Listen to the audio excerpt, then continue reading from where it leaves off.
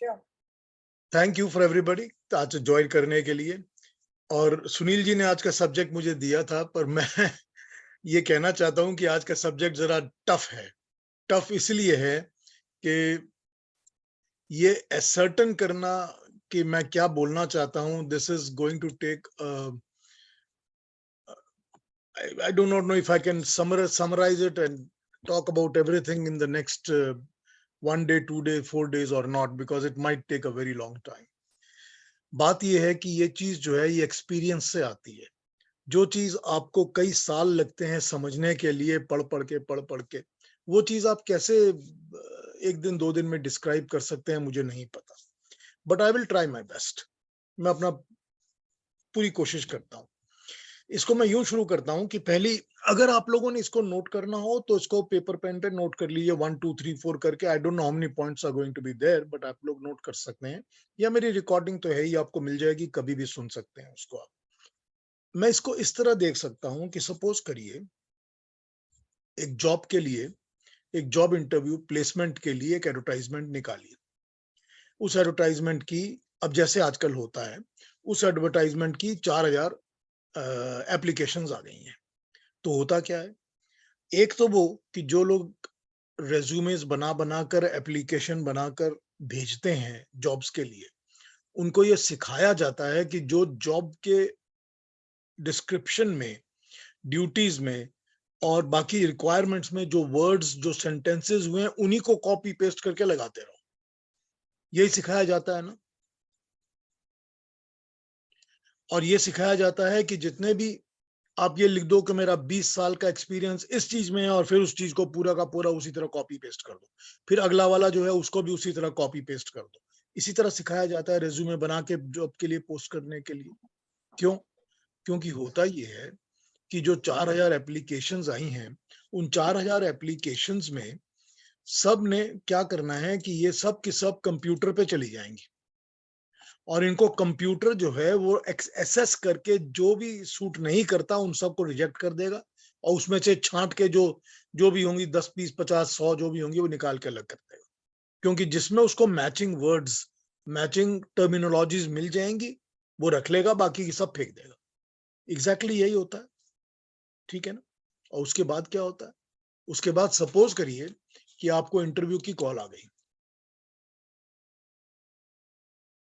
ठीक, सपोज आपको इंटरव्यू की कॉल आ गई, तो जो इंटरव्यू की कॉल वाला पर्सन है वो क्या करेगा, वो भी आपसे वही सेट 5 6 10 क्वेश्चन पूछेगा जो कि दुनिया में हर इंटरव्यू वाला आपसे पूछता है जो आपको फोन करता है। Okay, summarise your experience to me. अभी तो तुमको रिज्यूमे भेजा, तुम्हारे हाथ में पड़ा है, फिर समराइज करवा रहे हो। हाँ, but summarise your experience to me. Where do you see yourself in 5 years? सारे यही एक ही बात पूछते हैं। And about 10 years। फिर पूछेंगे इसके बारे में। दिस इज एग्जैक्टली एक छोंक बना हुआ है इनका सबका। मतलब क्या कहा जाए, स्टेंसिल। उसी स्टेंसिल को सारे फॉलो करते हैं। तो एग्जैक्टली ये क्या प्रोसेस है, ये सारा का सारा प्रोसेस है रिजेक्शन प्रोसेस। सिलेक्शन प्रोसेस नहीं है ये, सॉरी, सिलेक्शन प्रोसेस नहीं है, ये रिजेक्शन प्रोसेस है। बिकॉज आपने 4000 लोगों को रिजेक्ट करना है, ताकि आप उसमें से मुश्किल से 10 20 50 लोगों को सेलेक्ट करें। So primarily it is rejection process.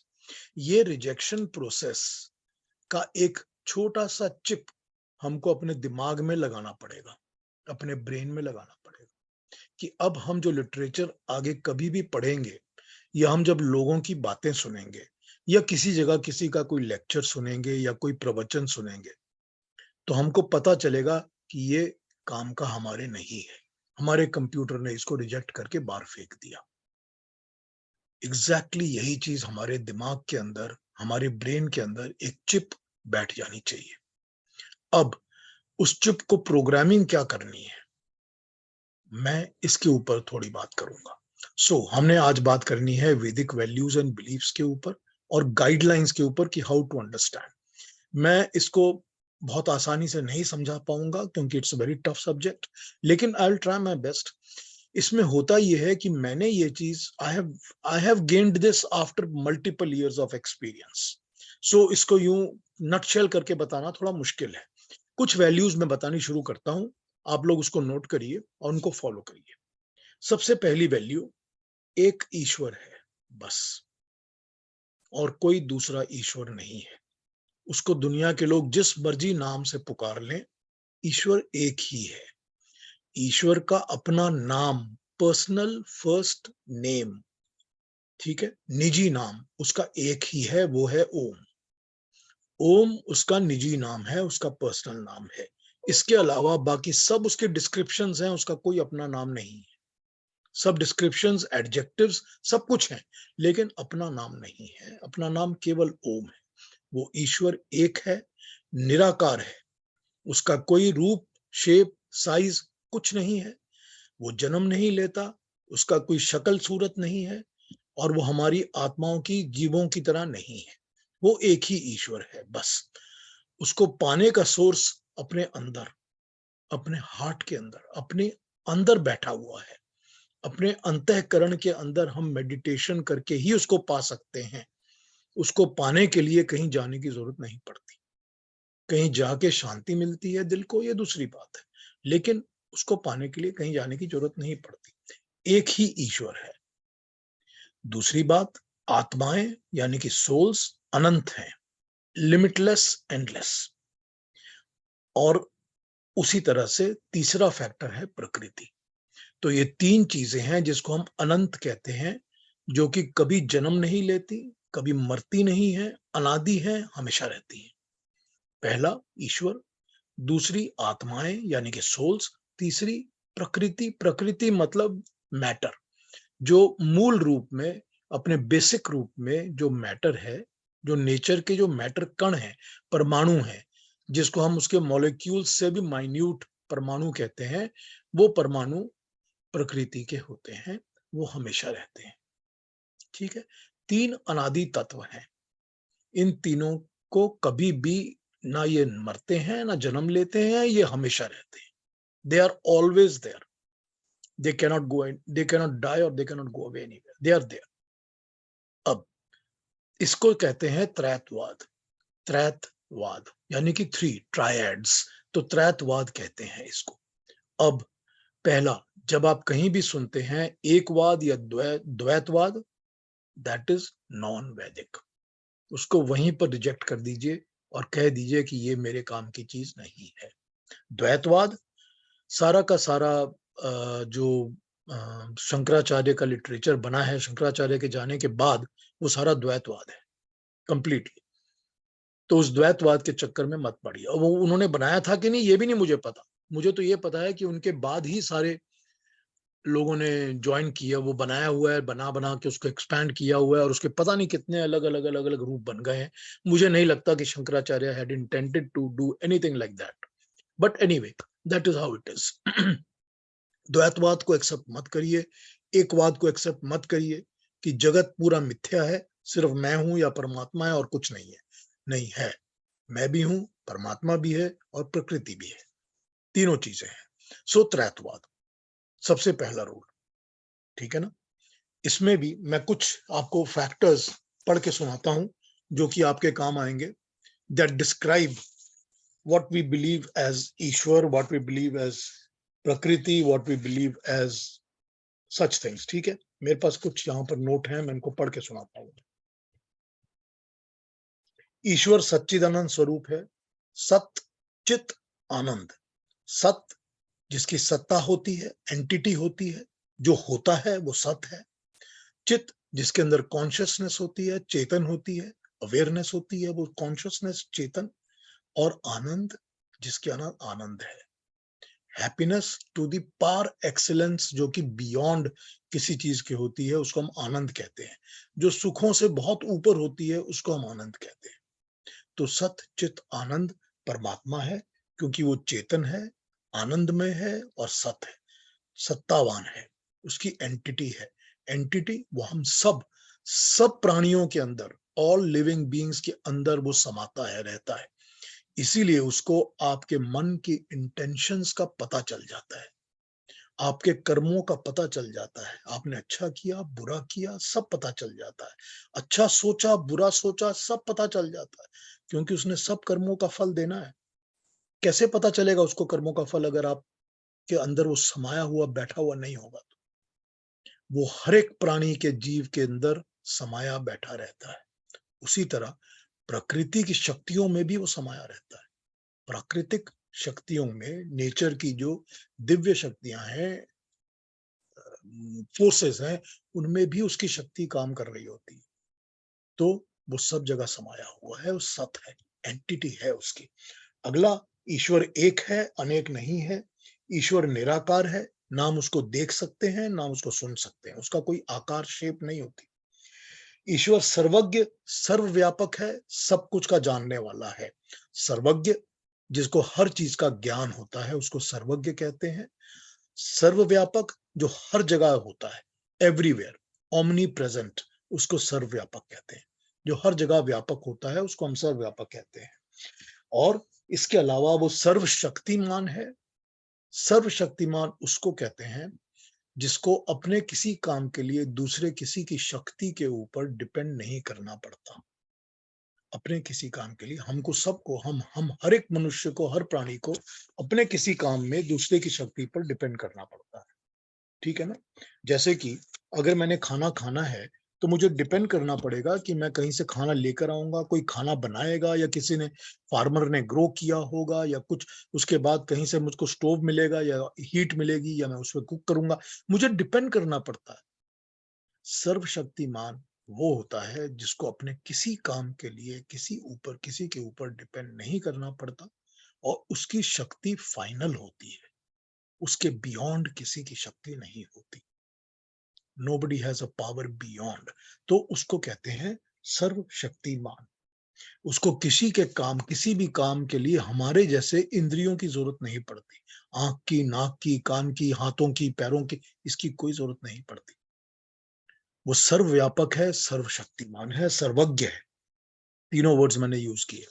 ठीक है ना? सर्वज्ञ, जिसको हर चीज का ज्ञान हर काल में, हर वक्त में होता है, हर समय, एवरी टाइम, ऑलवेज उसको ज्ञान होता है हर बात का। और सर्वशक्तिमान, सर्वव्यापक। ठीक है?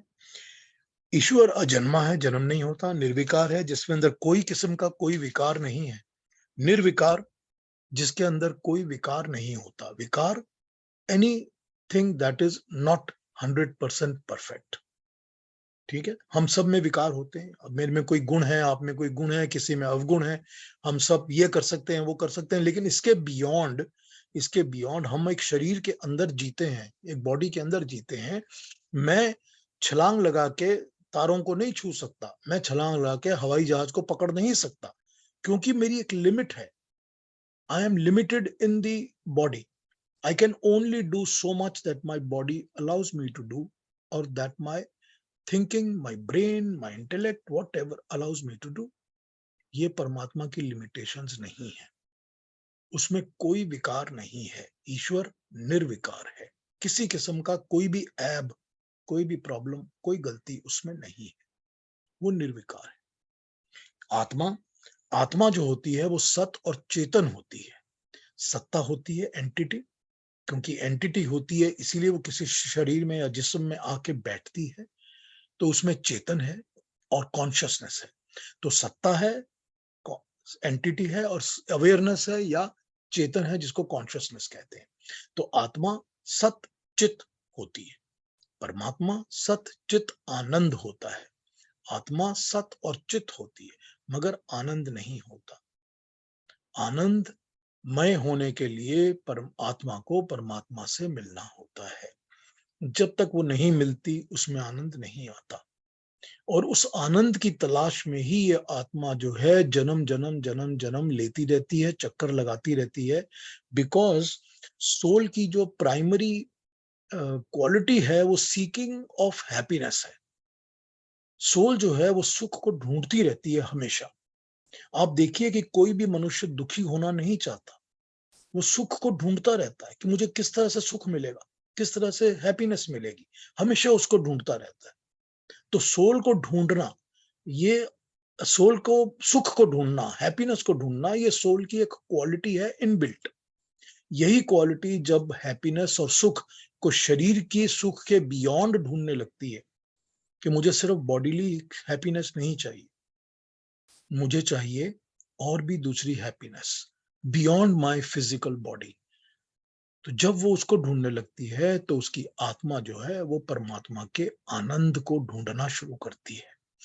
और जब उसको वो आनंद मिल जाता है तो उसको कहते हैं कि वो सोल भी, वो आत्मा भी आनंदमय हो गई है, क्योंकि वो परमात्मा में लीन हो गई है, ईश्वर में लीन हो गई। तो आत्माएं जो हैं वो सत और चित हैं, परमात्मा सत चित आनंद है। ठीक।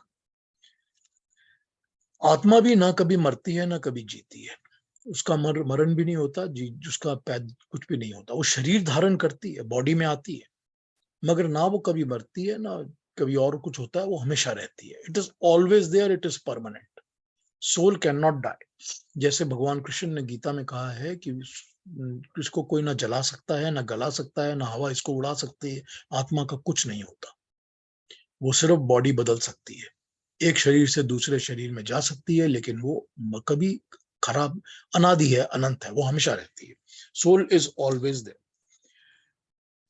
जीव का ज्ञान होता है, जैसे मैंने आपको सर्वज्ञ कहा परमात्मा के लिए, जीव में भी ज्ञान होता है मगर उसकी लिमिटेशन होती है, वो सर्वज्ञ नहीं हो सकता। परमात्मा हर वक्त, हर जगह, हर काल में सब कुछ उसका ज्ञान होता है। मैं यहाँ बैठा हूं, मुझे नहीं पता कि इस वक्त उस शहर में क्या हो रहा है या दूसरे कमरे में क्या हो रहा है, मुझे नहीं पता, लेकिन मेरा ज्ञान बस यहीं तक लिमिटेड है। परमात्मा सर्वज्ञ होता है, जीव या आत्मा कुछ ज्ञान होता है। आत्मा की एक क्वालिटी और ये होती है कि आत्मा के अंदर जो भी ज्ञान होता है, ये ज्ञान कभी वो लूज नहीं करती। ठीक है ना?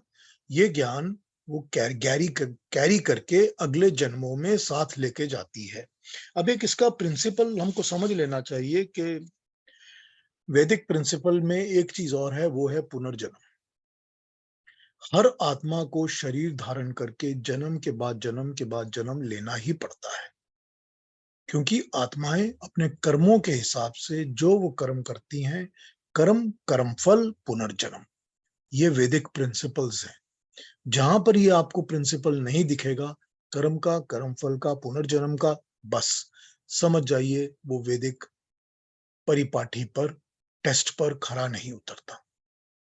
ठीक। अब पुनर्जन्म। सो आत्माएं जब जन्म पुनर्जन्म लेती हैं तो अपने ज्ञान का निचोड़, ज्ञान का एसेंस कैरी करती हैं, कैरी फॉरवर्ड। इसीलिए हम कुछ लोगों को मिलते हैं जिनमें पर्टिकुलर कोई ज्ञान ज्यादा होता है, कोई चीज का नॉलेज ज्यादा होता है, कोई मैथमेटिक्स में एक्सपर्ट होता है, कोई 5 साल की उम्र में फर्स्ट क्लास गाने गाता है। ये सब चीजें पुराने जन्मों के ज्ञान का कैरी फॉरवर्ड है। कौन से जन्म का कौन सा ज्ञान कैरी फॉरवर्ड है, ये हमको नहीं पता चलता। कभी कोई चीज पनप के आ जाती है, कभी कोई आ जाती है। अगर मैं अच्छा मैथमेटिशियन भी हूं और अच्छा सिंगर भी हूं, तो हो सकता है अगले जन्म में सिर्फ मैथमेटिक्स हो और उसके अगले जन्म में सिंगर बन जाऊं। लेकिन ज्ञान कभी लुप्त नहीं होता, खोया नहीं जाता। इसीलिए ज्ञान प्राप्ति मनुष्य का धर्म है। उसको ज्ञान प्राप्त करने के लिए हमेशा चेष्टा करते रहना चाहिए, एफर्ट हमेशा करते रहना चाहिए, क्योंकि ज्ञान लूज नहीं होता।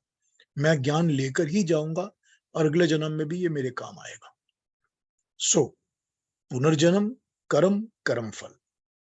ठीक। कर्म जो होते हैं वो 3 तरह के होते हैं। अगेन वैदिक प्रिंसिपल, कर्म मनसा वाचा कर्मणा। मन से किए हुए, जो मन में सोचते हैं वो कर्म होते हैं। जो वचन से हम बोलते हैं वो भी कर्म होते हैं। और जो क्रिया होती है, जो हम काम करते हैं, वो भी कर्म होते हैं। तीनों कर्म होते हैं और तीनों कर्मों के कर्म फल मिलते हैं। अगर मैं मन से सोचता हूं कि मैंने इस आदमी को जाके धक्का मारना है, तो मैंने वो कर्म कर लिया। मैं फिजिकली करूंगा या नहीं करूंगा, मेंटली मैंने वो कर्म कर लिया, उसका फल मुझे मिलेगा। कोई कर्म, कोई भी कर्म बिना फल के नहीं जाता, नहीं कटता।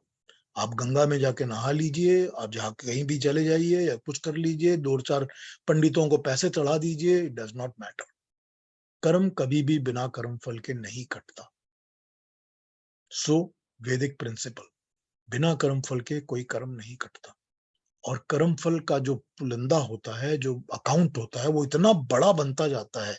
आप सोचिए कितनी चीजें हम दिमाग में सोचते रहते हैं, कितनी चीजें हम बोलते रहते हैं, कितने काम हम करते रहते हैं। हर चीज का कर्म फल है। वो इतना बड़ा पुलंदा हो जाता है कि उसी को पे बैक करने के लिए ही सोल को जन्म के बाद जन्म के बाद जन्म के बाद जन्म लेते रहना पड़ता है। मैंने एक बार जब वो शायद मुंडक उपनिषद पे आपसे बात की थी, तो आपको ब्रह्म चक्र के बारे में बताया था कि सृष्टि का ब्रह्म चक्र कैसे चलता है, कि ये सृष्टि जो पूरी की पूरी क्रिएशन है, इसका वो चक्र कैसे चलता है। इसके चक्र के अंदर ही फंसे हुए हैं सारी की सारी आत्माएं, जिनको बार बार बार बार बार बार जन्म लेते रहना पड़ता है अपने कर्म को और कर्म फलों को निभाने के लिए। ये है वैदिक प्रिंसिपल। सो पुनर्जन्म, कर्म, कर्म फल। Nothing can destroy this, nothing. इसमें आपका बिलीफ है या बिलीफ नहीं है, इट मेक्स नो डिफरेंस, क्योंकि हर मनुष्य को पता है, हर लिविंग बीइंग को पता है कि मुझको मेरे कर्म के फल मिलते हैं, वरना कोई हार्ड वर्क ही नहीं करेगा दुनिया में, क्योंकि उसको पता है कि जब मैं हार्ड वर्क करके एफर्ट देता हूं तो उसका कोई ना कोई फल मुझको मिलता है, और मैं अगर बुरा काम करता हूं तो बुरे का फल भी मिलता है। लेकिन कई बार ऐसा होता है कि फल मिलने में बहुत थोड़ी टाइम लग जाता है। वो इसलिए लग जाता है क्योंकि पे बैक अकाउंट इतना ह्यूज है कि वो एक के बाद एक के बाद एक के बाद एक मिलता रहता है, और प्रॉपर अपॉर्चुनिटी में मिलना है, तो मिलना तो है ही, कटेगा नहीं कभी, हमेशा मिलेगा। कोई कर्म और कर्म फल ऐसा, इसीलिए भगवान कृष्ण कहते हैं निष्काम कर्म करो। वो कर्म करो जो कि अपने सेल्फ इंटरेस्ट के लिए नहीं है, जो कि अपनी कामनाओं के लिए नहीं है, अपने लिए नहीं है। वो काम जो कि सोशल गुड है, जो लोगों के लिए अच्छा है, जो कि सोसाइटी के लिए अच्छा है, जो कि सारी दुनिया के भले के लिए है, उसको डेडिकेट करो, वो काम करो, उसमें अपना कुछ मत ढूंढो। नथिंग इज फॉर मी, ये मेरा काम नहीं है, परमात्मा का काम है सारा। तब क्या होगा? कर्म फल कटने शुरू होंगे, तब कर्म का बोझ नहीं लगेगा, और निष्काम कर्म करेंगे तो छुटकारा मिलेगा, क्योंकि ईगो खत्म हो जाएगी। मैं खत्म हो जाएगी, मैं और मेरा सब खत्म हो जाएगा। मेरी प्रॉपर्टी, मेरे बच्चे, मेरा पैसा, मेरा सब खत्म हो जाएगा। मेरा इंटरेस्ट, मेरा ईगो सब खत्म हो जाएगा। जब खत्म हो जाएगा तभी परमात्मा के दर्शन होंगे, उसके पहले तो होंगे ही नहीं। उसके पहले तो मैं ही भरा रहेगा अंदर, ईश्वर की जगह कहाँ है? सो जीवात्मा ज्ञान तो रखता है, मगर वो सर्वज्ञ नहीं होता जैसा परमात्मा सर्वज्ञ होता है। और प्रिंसिपल्स वही, जैसे त्रैतवाद का प्रिंसिपल है ईश्वर, प्रकृति और जीव, उसी तरह का प्रिंसिपल है पुनर्जन्म और कर्म, कर्म फल का। ठीक, और बातें करते हैं। कर्म के हिसाब से जो मनुष्य कर्म करता है, उस हिसाब से ही मनुष्य को अगला जन्म मिलता है। कैसा शरीर मिलेगा, कौन सी योनि मिलेगी, इंसान बनेगा, जानवर बनेगा, पंछी बनेगा, कीड़ा बनेगा, सब कर्मों पे डिपेंड करता है। कर्मों पर ही डिपेंड करता है कि मनुष्य को आयु कितनी मिलेगी, एज कितनी मिलेगी, और भोग कितने मिलेंगे। ठीक, मतलब मुझको क्या मिलेगा इस जन्म में, कितने करोड़पति बनूंगा, लखपति बनूंगा, कुछ नहीं मिलेगा, गरीब रहूंगा, कर्मों पर डिपेंड करता है। कितना खा पाऊंगा, कितना एंजॉय कर पाऊंगा, सब कुछ कर्मों पर डिपेंड करता है। सब कुछ। कर्म अच्छे होंगे तो अच्छे भोग मिलेंगे, कर्म बुरे होंगे, बुरे भोग मिलेंगे। पक्का मान के चलिए, कर्मों के अनुसार ही शरीर मिलता है, कर्मों के अनुसार ही मनुष्य शरीर, दूसरा शरीर मिलता है। कितने कर्म किए हुए लोग होते हैं जिनको मनुष्य शरीर मिलता है, मगर उनका जीवन जो होता है वो जानवरों जैसा होता है। होते हैं ना बहुत सारे ऐसे लोग। इसीलिए होते हैं क्योंकि वो मनुष्य की जन्म तो उन्होंने मिल गया उनको भोग कर्मों के हिसाब से, मगर भोग और बाकी चीजें का कर्म उनका नहीं था, इसलिए उनको बुरे जन्म, बुरा जीवन मिला हुआ है। सो कर्मों के हिसाब से ही जीवन मिलेगा। जैसा कर्म करेगा उसी तरह से उसको शरीर, और उसी तरह से उसको उसका भोग और जीवन और आयु मिलेगी। ठीक है। प्रकृति, प्रकृति सत है, चेतन भी नहीं है, आनंद भी नहीं है। नेचर, प्रकृति, ठीक है, सत है। सत इसलिए है क्योंकि उसकी एंटिटी है, उसकी सत्ता है, उसकी फिजिकल एग्जिस्टेंस है। Even in the shape of minutest परमाणु, माइन्यूटेस्ट मॉलिक्यूल्स में भी वो है, सत्ता तो है। फिर जब वो क्रिएशन बननी शुरू होती है तो सारी की सारी प्रकृति बनती है, सूरज, चांद, तारे, अर्थ, प्लैनेट, सब कुछ बनता है। तो जब सब कुछ बनता है तो उसकी एंटिटी और सत्ता तो है ना, फिजिकल एग्जिस्टेंस। इस धरती की, इस पृथ्वी की एक सत्ता है ना। तो जब वो सत्ता है तो वही प्रकृति की सत्ता है, लेकिन प्रकृति में कॉन्शियस या चेतन नहीं होती। प्रकृति कोई अपना काम अपने आप नहीं कर सकती। ठीक, ये किसका, न्यूटन का प्रिंसिपल था जो उसने दिया हुआ है, मगर हम तो ये करोड़ों सालों से जानते हैं कि जब तक मनुष्य कोई काम नहीं करता प्रकृति के साथ, प्रकृति में काम नहीं होता, या जब तक परमात्मा की दिव्य शक्तियां, फोर्सेस काम नहीं करती, कोई काम प्रकृति में नहीं होता। प्रकृति में काम कराने के लिए परमात्मा ने वायु बनाई, हवा बनाई। जब हवा चलती है तो प्रकृति में काम शुरू होता है। जब अग्नि का प्रकोप प्रकृति पर आता है, हीट वेव्स प्रकृति पर आती हैं, तो प्रकृति में काम शुरू होता है। जब आपह जल प्रकृति में बनता है तो प्रकृति में अलग अलग तरह का काम शुरू होता है। करेक्ट। और जब स्पेस बनती है, जिसको हम आकाश कहते हैं, तो प्रकृति अपनी एग्जिस्टेंस में, शेप में आकर एग्जिस्ट करना शुरू करती है वेरियस फॉर्म्स एंड साइजेस के अंदर। बिना परमात्मा के फोर्स के प्रकृति काम नहीं कर सकती, क्योंकि उसमें चेतन या कॉन्शियस नहीं होती। ठीक। या प्रकृति काम करती है जब वो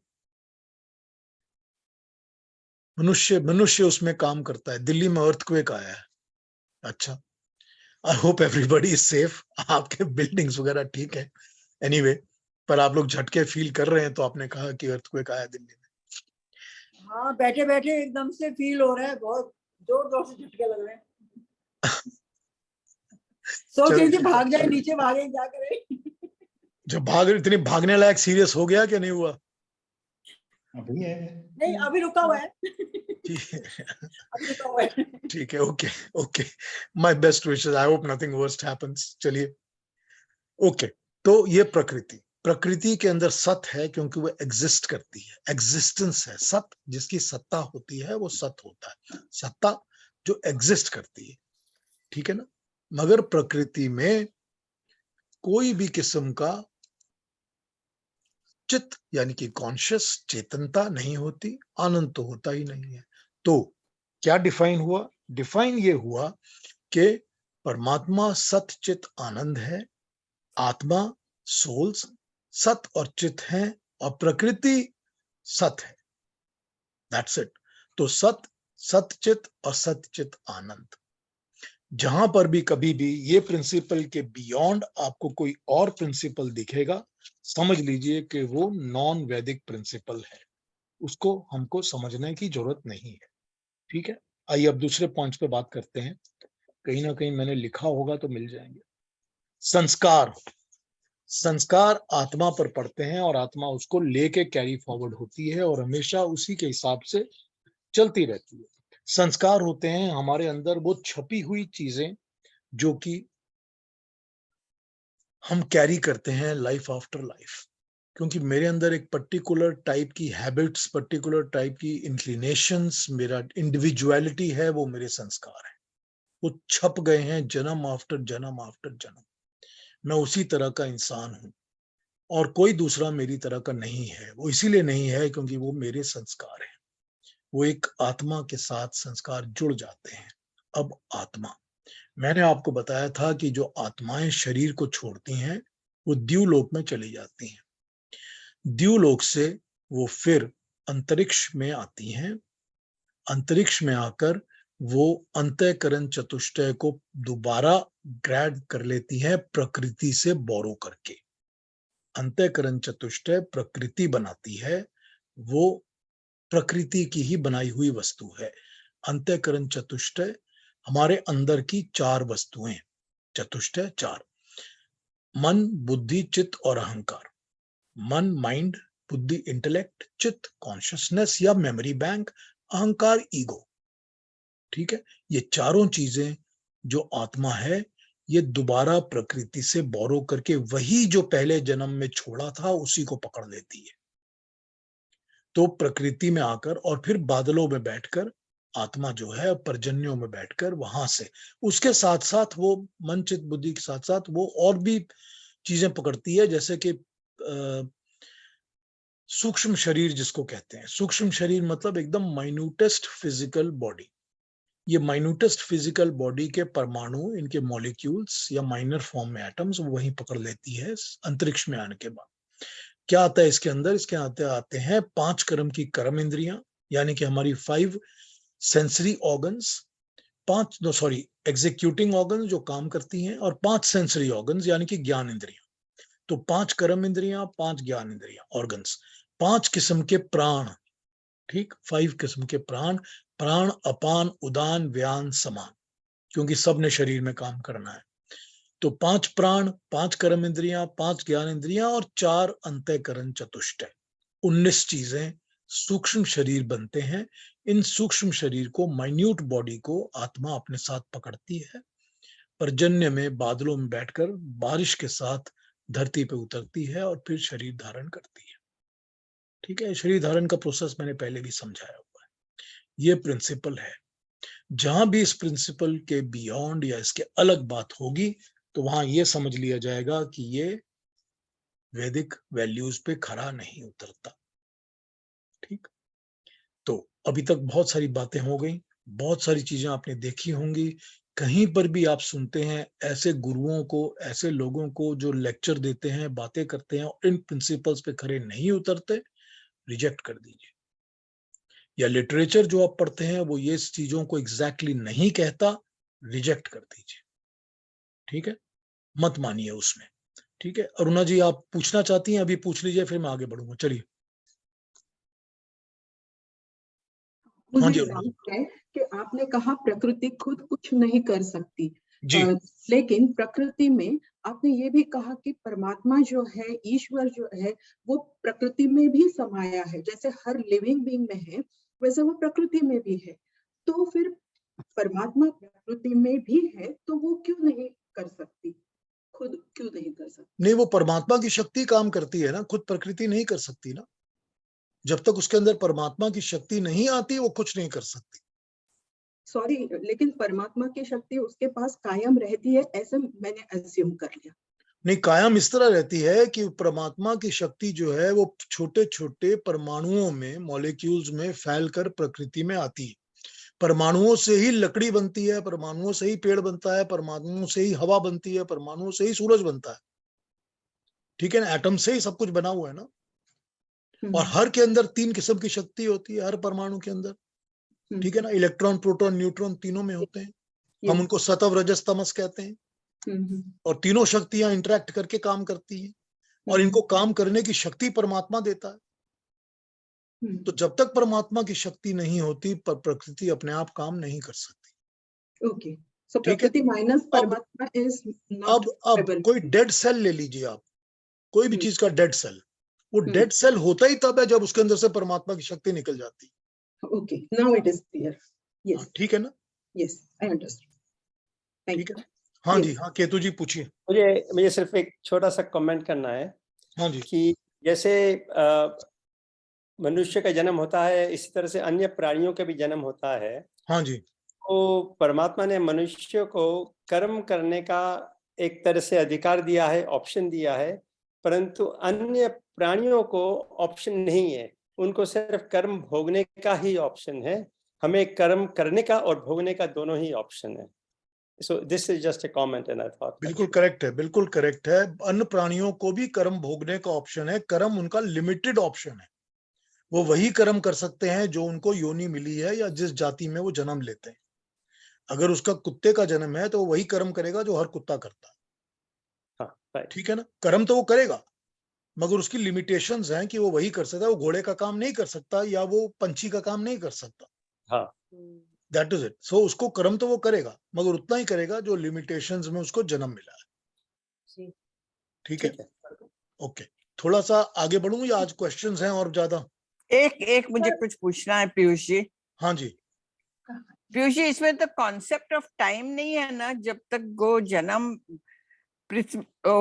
अंतरिक्ष में से, बादलों में से नीचे आते हैं और जन्म लेते हैं, there is concept of time तो बहुत अलग ही होता है ना उसका। देखिए, कॉन्सेप्ट ऑफ टाइम तो हमारे लिए है ना, ह्यूमन बीइंग्स के लिए है ना। परमात्मा के लिए तो कोई कॉन्सेप्ट ऑफ टाइम तो है नहीं।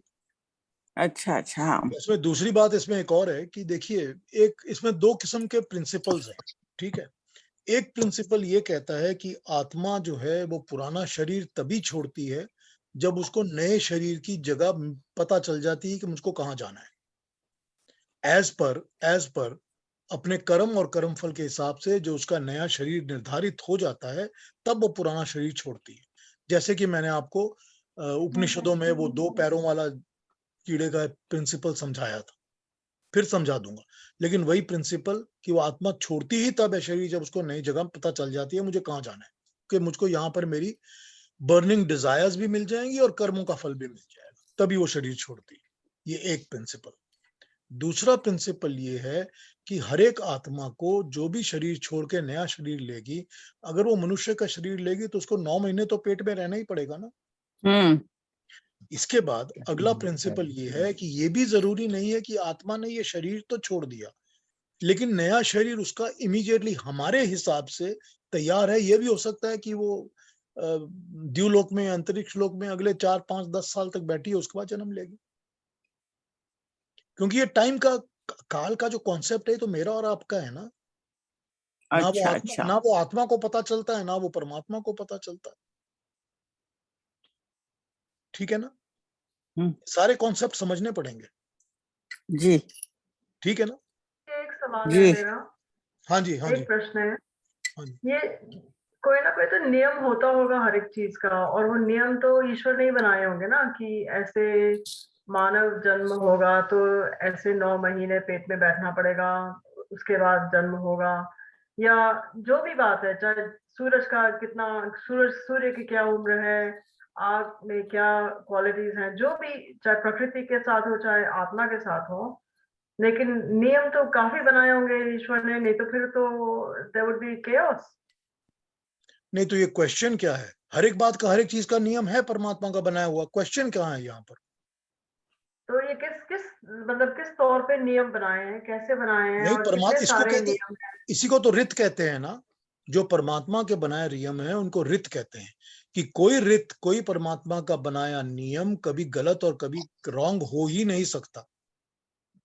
जो भी रित होते हैं वो सारे रित को, इन्हीं को रित कहते हैं। रित सत हम कहते हैं, सत्यम रितम। रितम वो होते हैं जो परमात्मा के बनाए नियम होते हैं, जो प्रकृति पर भी चलते हैं और परमात्मा के ऊपर अपने आप पर भी चलते हैं। परमात्मा उनको चेंज नहीं कर सकता। अगर आग बनाई है और आग का नियम है कि फ्लेम ऊपर जाएगी तो ऊपर ही जाएगी। अगर पानी बनाया है कि वो बह के नीचे जाएगा और उसमें ठंडक आएगी तो वो वही होगा। अगर हवा बहेगी तो वो बहेगी। परमात्मा ने जो प्रकृति के अंदर नियम बनाए हैं या जो अपने नियम बनाए हैं वो भी वैसे ही रहेंगे। अब इसके अंदर परमात्मा ने हर एक वस्तु की आयु बनाई हुई है कि सूरज कितने दिन रहेगा या पृथ्वी कितने दिन रहेगी, मनुष्य कितने दिन रहेगा, प्राणी, हर चीज की एक आयु, एज, नियम बनाए हुए हैं। It is not, it is never never never changing. ये रित कभी चेंज नहीं होता। तो तो नियम तो ये परमात्मा एज ने, जो है, ये एज तो टाइम बाउंड है ना, ये तो इसमें तो कुछ कोई ना कोई टाइम का कॉन्सेप्ट होता ही होगा। हाँ, टाइम का कॉन्सेप्ट ये हो सकता है कि हमारे आपके लिए तो हो सकता है, परमात्मा को कोई टाइम की बाइंडिंग तो नहीं है ना।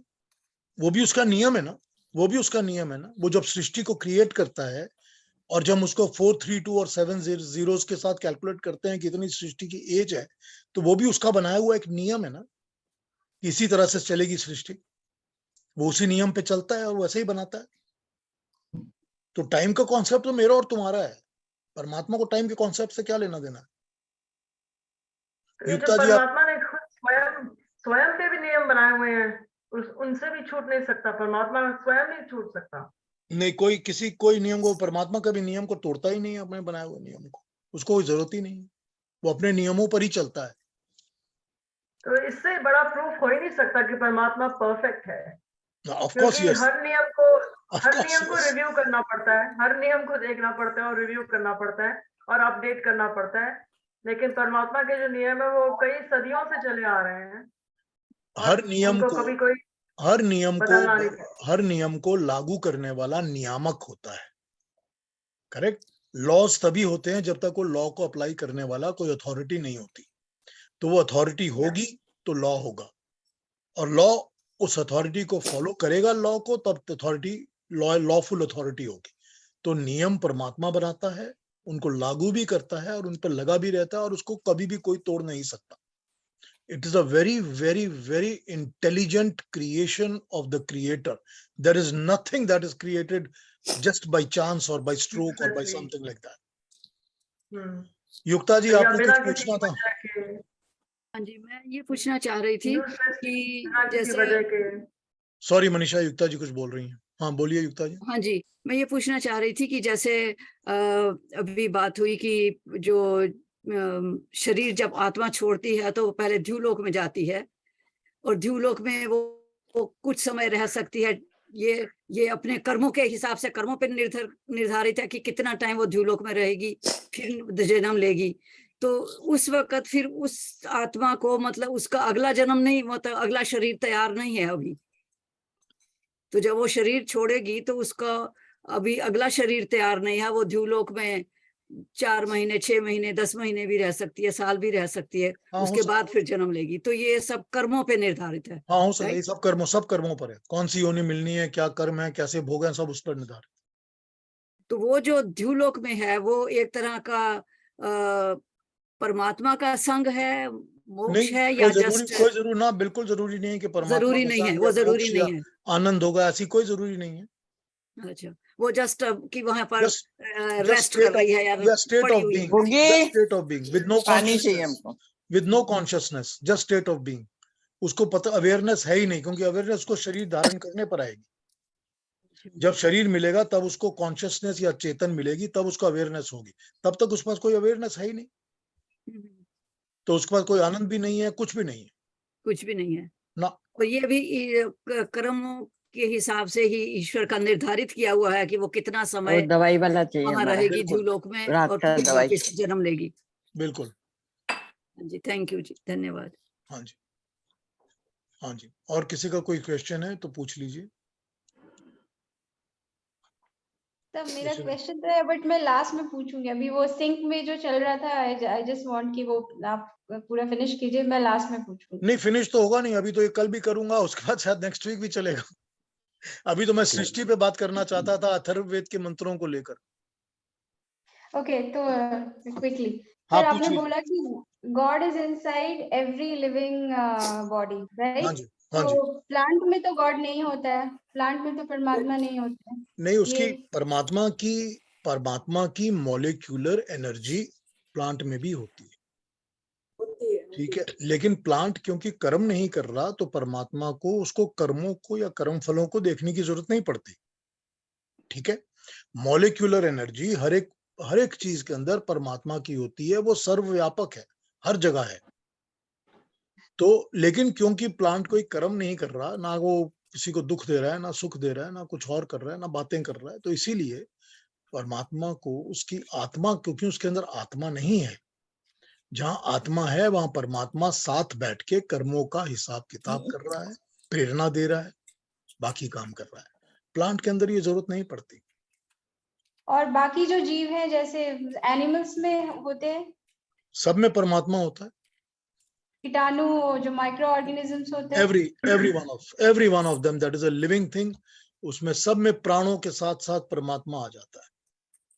ओके, सेकेंड क्वेश्चन, ये आपने बोला कि जो हमारा भगवान, जो परमात्मा है, वो निराकार है। तो जो गीता में भगवान श्री कृष्ण ने जो अपना रूप दिखाया था, जिसमें सब एक तरफ से जन्म ले रहे हैं, एक तरफ से सब उनके मुंह में समा रहे हैं, वो फिर क्या रूप था? वो तो वो अपने पूरे कॉन्सेप्ट्स को समझाने के लिए वो इलस्ट्रेशन दे रहे हैं ना, वो एक इलस्ट्रेशन दे रहे हैं सबको समझाने के लिए, वो अर्जुन को समझाने के लिए कि ये देखो, तुमको अभी तक बात समझ में नहीं आई है, ये मेरा one of the way of explaining to you कि जो हो रहा है उसमें मैं ही हूं जो सब कुछ कर रहा हूं। मैंने सबको मारना ही है, क्योंकि मृत्यु सबके डिसाइडेड है, कोई भी ऐसा नहीं है जिसकी मौत नहीं होती, और इस तरह से तुम नहीं मारोगे, कोई और मारेगा। और जो सृष्टि चल रही है सारी की सारी, सूरज, चांद, चक्र, ये सब मेरे अंदर समाये हुए हैं। I am the creator of everything, it's all part of me. वो उसको किस तरह समझाएंगे? वो एक इलस्ट्रेशन से समझाते हैं, तो उनको विराट रूप कहते हैं हम, तो उसी को हम अविराट रूप कहते हैं। वो इलस्ट्रेशन की तरह समझा रहे हैं कि इसको समझो इस तरह।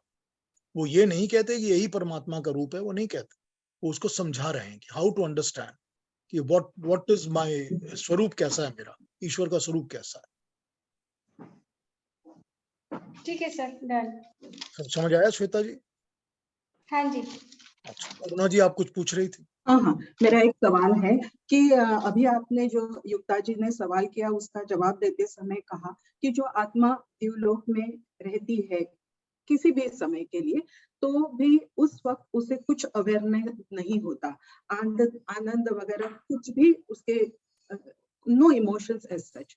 तो हम जब कहते हैं कि मेरा पुनर्जन्म, ये मेरा जब जन्म वर्ड आता है, ये जो पॉजिटिव है, ये मेरा, मेरी चीज, ये मेरा मेरा, तो ये कहाँ तक ये मेरा रह जाता है?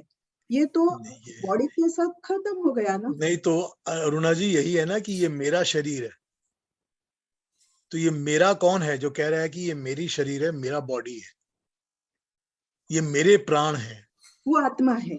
हाँ, तो ये आत्मा ही मेरा कह रही है उस वक्त जब ये बात हो रही है, ठीक है, वो आत्मा है जो मैं और मेरा कहती है, राइट? तो इसमें क्वेश्चन क्या है? तो मुझे ये कहना है कि ये थोड़ी टर्मिनोलॉजी जो है, ठीक है, ज्यादा लोगों के लिए समझ में आने के लिए ये कहा जाता है कि मेरा अरुणा का पुनर्जन्म, एक्चुअली मेरा नहीं है पुनर्जन्म, मेरी जो लाइफ फोर्स है, वो लाइफ फोर्स दूसरा जन्म लेती है ना, मेरी आत्मा का पुनर्जन्म है, आप कहिए मेरी आत्मा का पुनर्जन्म है, तो लेकिन वो मेरी, मैं जब कहता हूं कि मेरा पुनर्जन्म है, मतलब मैं आत्मा की तरह से बात कर रहा हूं, कि मैं सोल के हिसाब से बात कर रहा हूं कि ये मेरा पुनर्जन्म है, I am taking a rebirth, तो दैट आई, मैं जो है, यही तो कहते हैं ना सारी दुनिया में, जो स्वामी विवेकानंद ने भी कहा है और बाकी भी कितने ऋषि मुनि कहते हैं कि you have to search for me, who am I, मैं कौन हूं, यही तो मैं है ना, वो मैं आत्मा ही तो है जिसको सर्च करने के लिए सारी दुनिया लगी रहती है ना, कि इसको सर्च करो कि मैं कौन हूं, तो मैं वो आत्मा ही है जो कहती है ये मेरा शरीर है, ये मेरे कर्म है, ये मेरा नया जन्म है, वो आत्मा है, उसको ही सर्च करने के लिए सब इतने बड़े बड़े सारे ज्ञान वगैरह की चीजें बनी हुई हैं, ठीक है? पीयूष जी, आप जब निर्लिप मन से हंसते हैं ना, तो इतना अच्छा लगता है, जैसे भगवान की ही हंसी हमें दिखाई दे रही है। आपने अभी मेरे सवाल के ऊपर इतना ऐसे स्माइल दिया ना कि थैंक यू वेरी मच। ठीक है, thank you so very much, thank you. Piyush, दुनिया हमारे हिंदुस्तान को छोड़ के बाकी दुनिया तो कोई नहीं मानता कि पुनर्जन्म है, कोई नहीं मानता भाई। देखिए देखिए आत्मा तो जाती है सब जगह। देखिए बहुत सारे लोग मानते हैं, बिकॉज बहुत सारे लोगों को दिख जाता है कि वो पीटर प्राउड वाली जो फिल्म बनी थी, री इनकारनेशन ऑफ पीटर प्राउड, वो तो बनी इसी पर थी और वो बोलते थे ट्रू इवेंट्स पर बेस्ड है, तो उनको जब दिख जाता है तो मानने लग जाते हैं, फिर वो चुप हो जाते हैं because they don't want to create a controversy. Sunil ji क्या पूछना है आपने, बताइए। सर, मेरा वही वैल्यूज से मतलब पूछना नहीं है, थोड़ा मैं चेक कर रहा था, तो हमारे लीडरशिप वैल्यूज जो मेरे को मैंने मैसेज भेजा था आपको, हाँ जी। तो वो थोड़ा बहुत मेरे हिसाब से मैच कर रहा है, मैं वही क्लैरिफाई कर रहा हूँ। तो जैसे आपने बताया कि जो कर्मस में है, it is human must always work towards attaining knowledge, तो हमें हमेशा सीखने के लिए मतलब कोशिश करनी चाहिए, ज्ञान अर्जित करना चाहिए। तो हमारा वही लीडरशिप में हम बोलते हैं the first step is towards becoming leader is learning, so you learn of course the right knowledge, right thing, and then आपने बोला कि कर्मा, तो karma is execution, so you what you have learned, you perform that, take action on that, that's performance, and then when you do it well over period of time with experience, and then you become leader.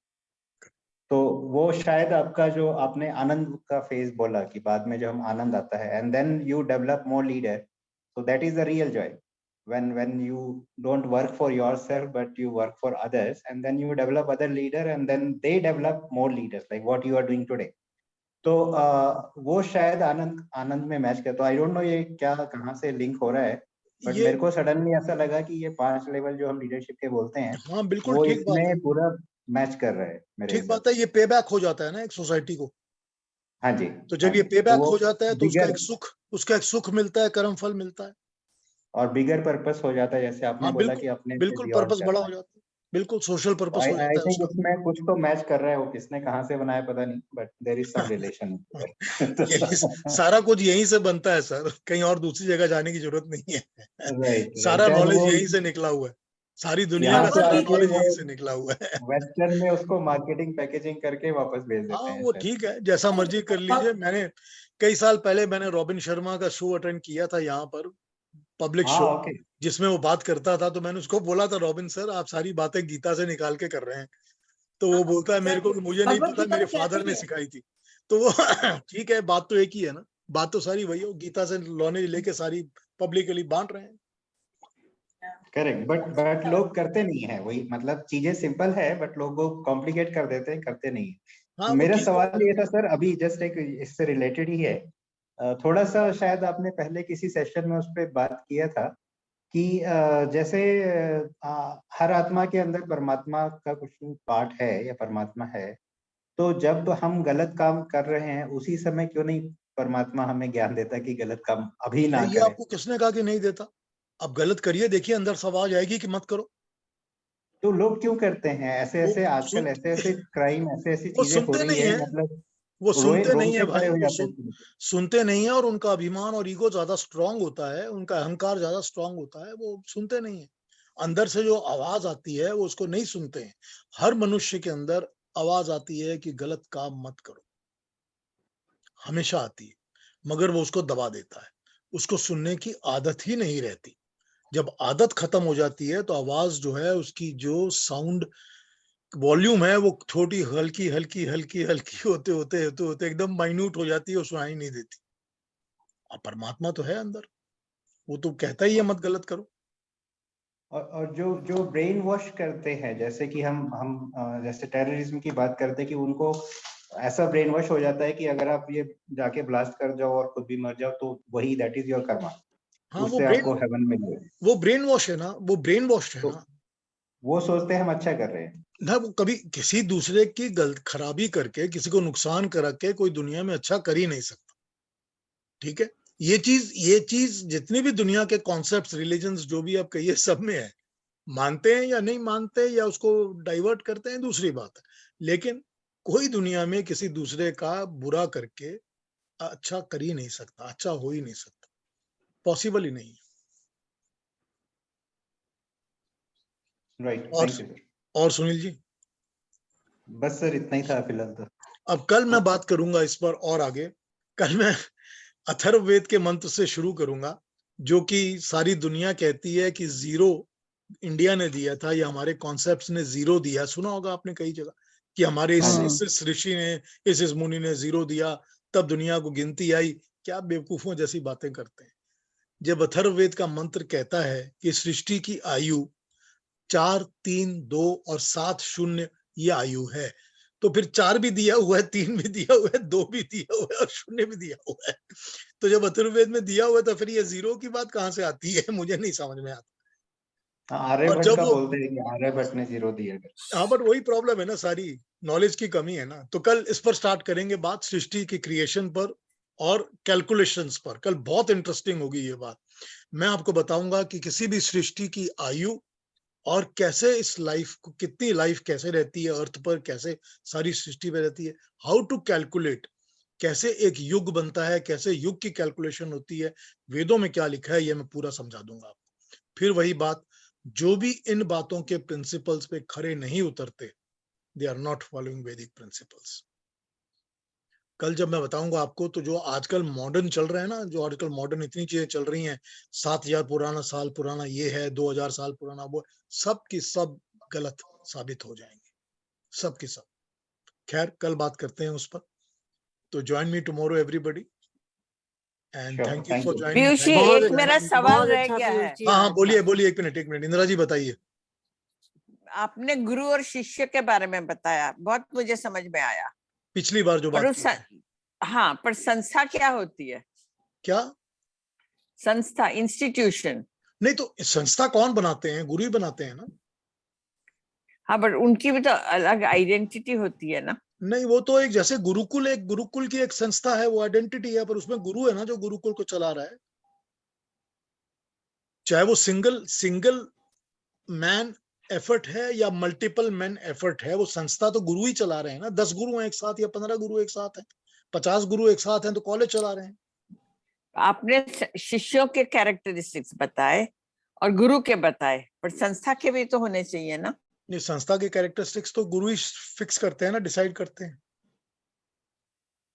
कोई गुरु जो बैठेंगे, जो कहेंगे हमने एक medical college खोलना है, तो फिर वो डिसाइड करेंगे कैसा खोलना है। भाई इसकी ये नियम, ये प्रिंसिपल्स ये होने चाहिए, ये गाइडलाइंस होनी चाहिए। संस्था के सारे जो गाइडलाइंस हैं वो गुरु डिसाइड करते हैं ना। होना भी वही चाहिए, गुरुओं का ही काम है ये, रिस्पॉन्सिबिलिटी भी उनकी होती है। ये मैं खटक रहा था मेरे मन में। हाँ ठीक है ना। तो ये संस्था की जो कैरेक्टरिस्टिक है इंदिरा बहन, तो वो वैल्यूज एंड कल्चर नहीं है क्या? वैल्यूज और कल्चर भी तो उसका सारा गुरु ही निर्धारित करेंगे। वैल्यूज और कल्चर भी कौन डिसाइड करेगा? गुरु ही करेंगे ना। वैल्यूज, फिलॉसफी, कल्चर, कुछ। आइडियोलॉजी, हाँ सब कुछ। एक गुरु करेगा या 25 गुरु मिलके करेंगे या बोर्ड ऑफ डायरेक्टर्स करेगा, सारे गुरु ही करेंगे ना। पर आजकल तो बोर्ड ऑफ डायरेक्टर्स या एडमिनिस्ट्रेटर्स हैं वही करते हैं। एक गुरु ही तो बात। आएंगे, केमिस्ट्री पढ़ाई या फिजिक्स पढ़ा के चले गए, बस उनको तो जो काम दिया गया है, तुमने ये पढ़ाना है, ये पढ़ाओ। और ठीक है, वो लेवल अंडरस्टैंडिंग का, रिस्पॉन्सिबिलिटीज का, ड्यूटीज का सब अलग अलग है, मगर है तो एक ही बात ना, कॉन्सेप्ट तो वही है। कॉन्सेप्ट थोड़ा चेंज हो गया ना, कि वो एडमिनिस्ट्रेटर जो हैं वो डिसाइड करते हैं कि कॉलेज या यूनिवर्सिटी किन गाइडलाइंस पे चलेगी। जो मर्जी, जैसा मर्जी उसको बोल लीजिए। कही अरुणा जी क्या बोल रही है? मुझे उसी कॉन्टेक्स्ट में ये पूछना था कि शिक्षा देते हैं गुरु और दीक्षा देते हैं, इसमें क्या फर्क है? शिक्षा और दीक्षा, हम दीक्षांत समारोह भी करते हैं, कॉन्वोकेशन, तो ये जो शिक्षा के बियॉन्ड होता है उसको दीक्षा कहते हैं। शिक्षा के बियॉन्ड क्या होता है? शिक्षा के बियॉन्ड होते हैं संस्कार, विवेक। करेक्ट, विवेक। और जो भी उस मनुष्य के अंदर कैरेक्टरिस्टिक्स या कैरेक्टर बनाने की चीजें होती हैं उसको दीक्षा कहते हैं। बिकॉज वो शिक्षा का प्रिस्क्राइब्ड मॉड्यूल नहीं है, वो उसके बियॉन्ड है। करेक्ट। तो जो शिक्षा के बियॉन्ड होगा उसको दीक्षा कहते हैं। कि हमने शिक्षा के बाद ये भी दे दिया है, ये दीक्षा है। दीक्षा दान की तरह होती है, जो कि शिक्षा के साथ दान जुड़ गया तो वो दीक्षा बन गई। ठीक है। So diksha is beyond shiksha, whatever you give. जो चेले को सिखाता है कुछ भी कि ये this is the good thing to do और this is not the good thing to, discerning knowledge जो विवेक कहा जिसको, वो भी सारा कुछ जो देता है, ये सारा कुछ दीक्षा है। ठीक है। तो कल ज्वाइन करिए। नमस्कार शर्मा जी, मैं एन.के. चौधरी बोल रहा हूँ। नमस्ते चौधरी जी, कैसे हैं आप? ठीक हैं? मैं ठीक आपका हूँ, जो बताइए। शिक्षा और दीक्षा की बात है, मुझे ये लगता है कि शिक्षा एक पाठ्यक्रम है और दीक्षा जो है वो एक सामाजिक कार्यक्रम है, सामाजिक संस्कार है, जो हमें मानव के रूप में कैसे रहना चाहिए वो बताते हैं। और शिक्षा सिर्फ कोर्स है, particular specified. Am I right और रॉन्ग? हाँ ठीक है, we can look at it this way, that's correct. This is a syllabus and that is a social syllabus. हाँ ठीक है, we can look at it this way. Correct. हाँ right, thank you. Okay, Thank you, Piyush. Lovely messages today. Thank you. Lovely. everybody. बहुत अच्छा, मैं भाग करके आई हूँ। ओके, नमस्ते। कल ज्वाइन करिए, कल फिर इसको कैरी ओवर करेंगे, कल भी बड़ा मजा आएगा। ठीक है, मैं भी भाग के आई। कल और भी इंटरेस्टिंग होगा। इंदिरा जी कल भी बात ओके, नमस्ते। ओके।